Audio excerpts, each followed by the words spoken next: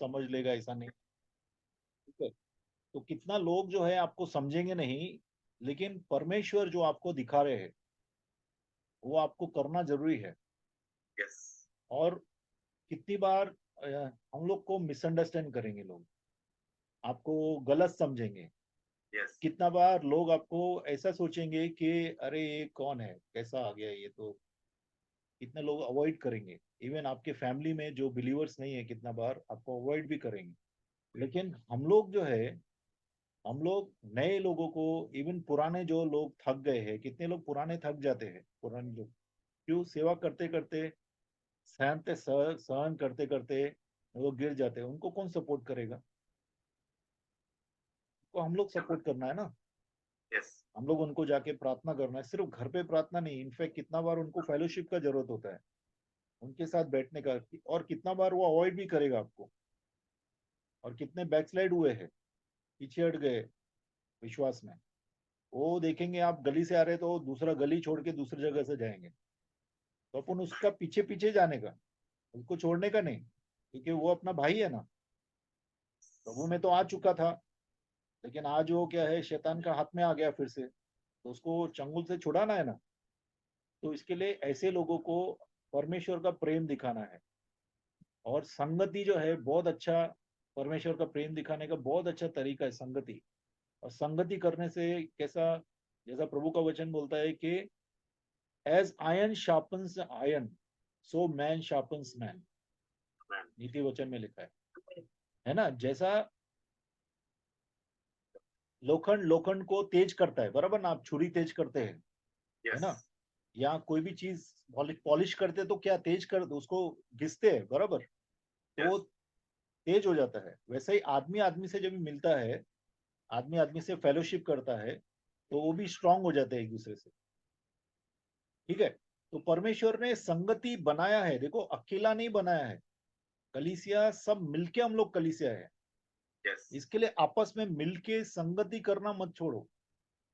कितने लोगों को ऐसा लगता है कि आज मैं कलीसिया में नहीं गया हूं तो कुछ कुछ तो खाली हो, खाली है, लगता है ना ऐसा।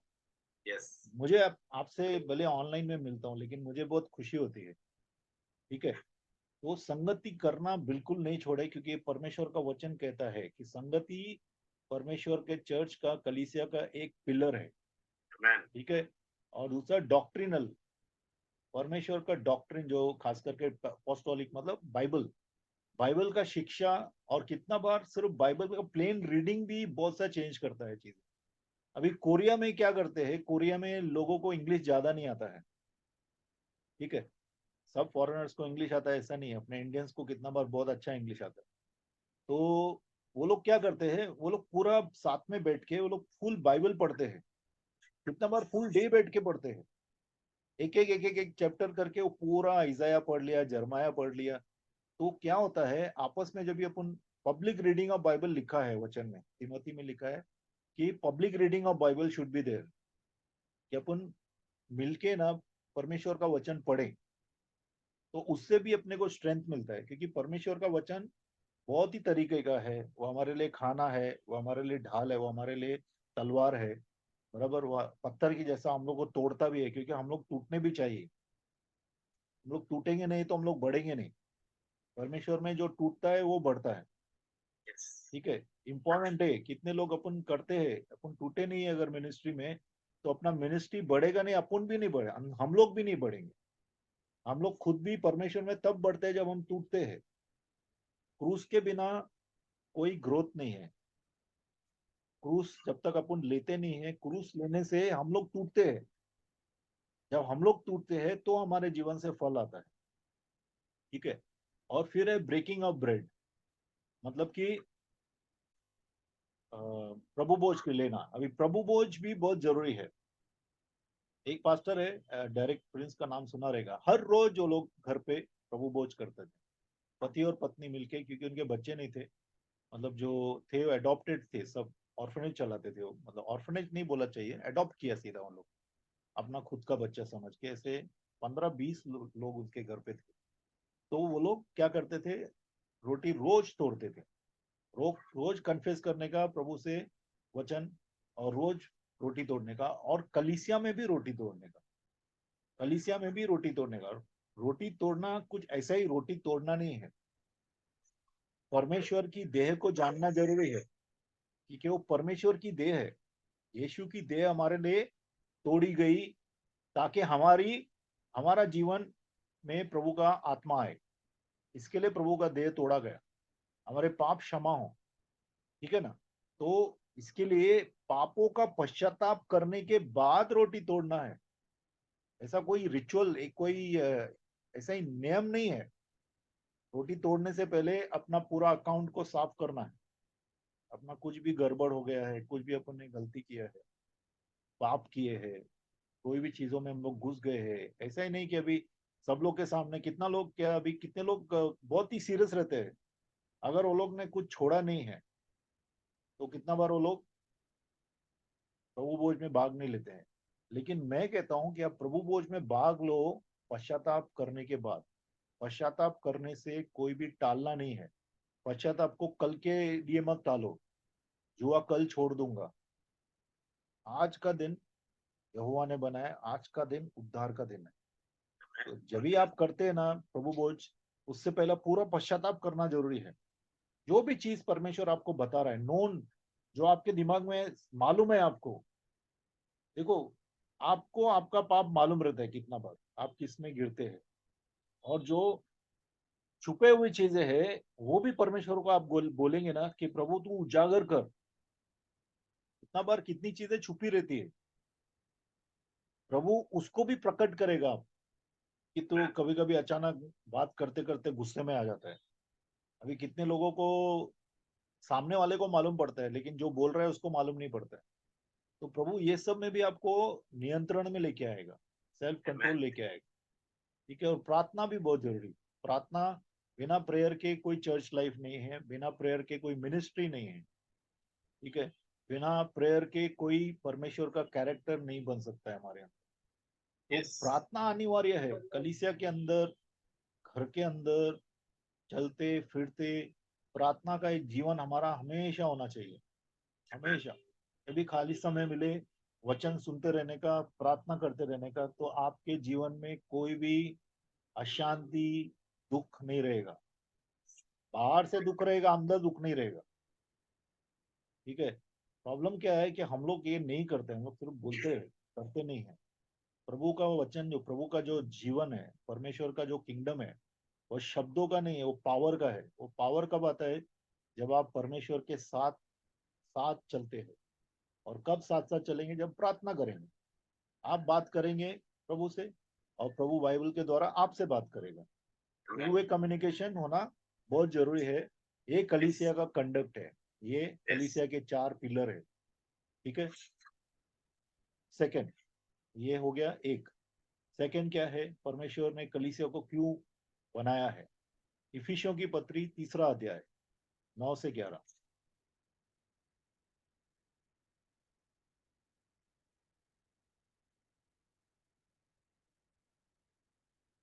इफिसियों की पत्री 3 अध्याय 9 से 11।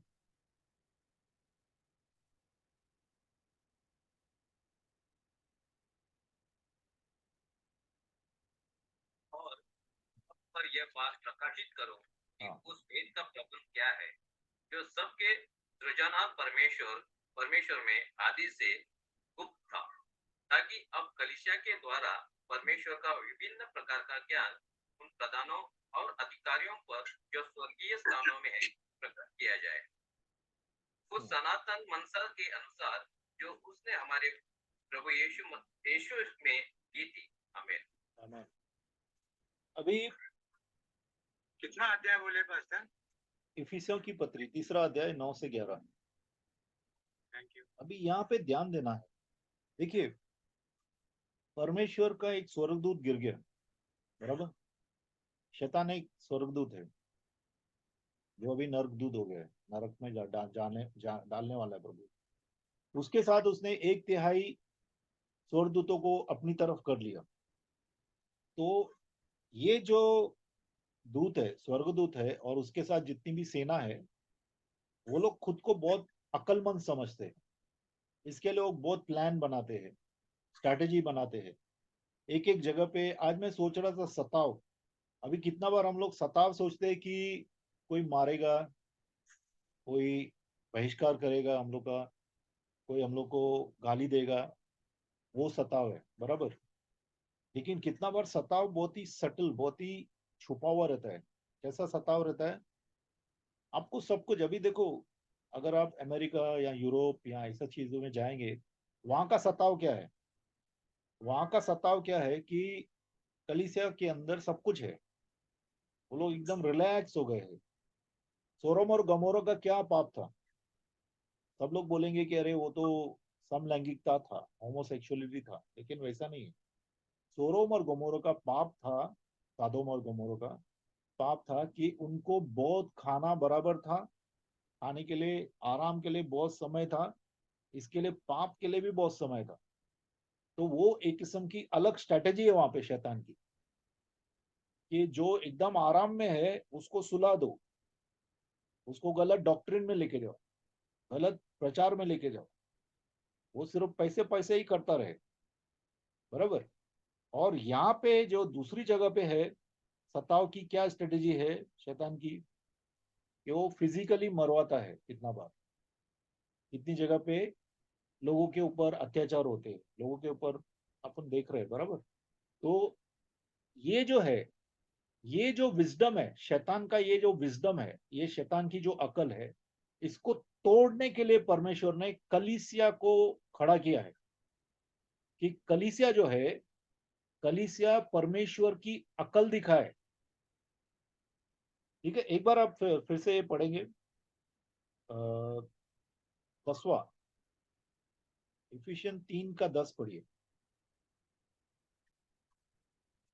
ताकि अब कलीसिया के द्वारा परमेश्वर विभिन्न प्रकार का ज्ञान उन प्रधानों और अधिकारियों पर जो स्वर्गीय स्थानों में है प्रकट किया जाए। हाँ, तो ये प्रधान और अधिकारी कौन है? प्रधान और अधिकारी जो है शैतान के लोग है, बराबर, शैतान के दूत है।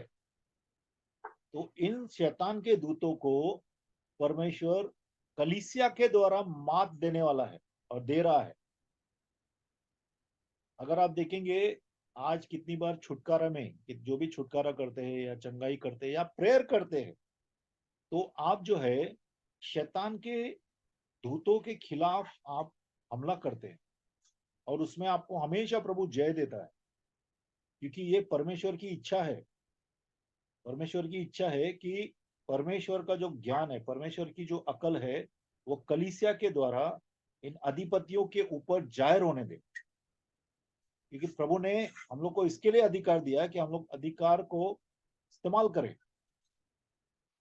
ठीक है, और ये अधिकार देखो कितना बार बहुत बड़ा बड़ा समझो तूफान लेके आता है शैतान। अभी से फॉर एग्जांपल यीशु मसीह उस नाव में थे, और प्रभु ने क्या बोला, हम लोग उस तरफ जाते हैं, बराबर। और प्रभु यीशु जो है सो गए तभी, और तभी शैतान ने क्या किया, बड़ा बड़ा तूफान लेके आया, एकदम पानी भरने लगा, नाव के अंदर पानी भरने लगा। नाविक थे वो लोग, वो सब नाव चलाने वाले थे जो उसके साथ थे, वो लोग डर गए। इसका मतलब है बहुत पानी ज्यादा बढ़ रहा था, नाव आराम से डूब जाती थी। तो कितना बार शैतान जो है, हम लोग जो रोज हम लोग सहन करते हैं, हम लोग को पता है कि क्या है दुख क्या है, तो बहुत सी चीजें लेके आता है शैतान। बहुत से चारों तरफ आपके तकलीफ, अचानक आप कुछ करना चाहते हैं, आपका गाड़ी नहीं चलेगा, आपका ताला नहीं खुलेगा, दरवाजा खोल के आना है, ताला नहीं खुलेगा, ताले को जैम लग जाएगा, बराबर। अचानक कहीं पे कुछ आग लग गई, पानी का नल का टूट गया, ऐसा सब शैतान करता है बाय द वे। आपको लगेगा ये ऐसे ही नेचुरल है, नेचुरल नहीं है, ये सुपर नेचुरल है, ये शैतान कर रहा है। तो इन सब के ऊपर परमेश्वर का एक ही डंडा, प्रभु ने क्या दिया हम लोग को, मुंह के अंदर अधिकार दिया है। सिर्फ मुंह खोल के आप बोलो, यीशु के नाम से जो ताले में प्रॉब्लम है उसे बांधता हूँ, अभी जो भी आत्मा इसमें काम कर रहा है उसे बांध देता हूँ। जो नल का टूटा है, नल का पानी अभी बंद हो जाए यीशु के नाम से। करके देखो, देखो होता है कि नहीं। आप अथॉरिटी लो, अधिकार लो। जिस चीज में आप फंसे हैं उस चीज के ऊपर अधिकार लो। प्रभु ने क्या अधिकार लिया ना? जब पानी भरने लगा, जब तूफानी लहरें उठने लगी, तो प्रभु ने क्या किया? प्रभु ने प्रार्थना किया क्या?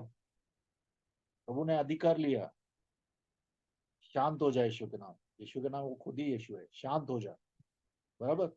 शांत हुआ कि नहीं उसी वक्त? शांत हो। हो गया।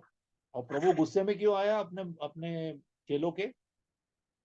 बोले अरे ये काम के लिए तुम मेरे को क्यों उठाया? तुम खुद करो ना।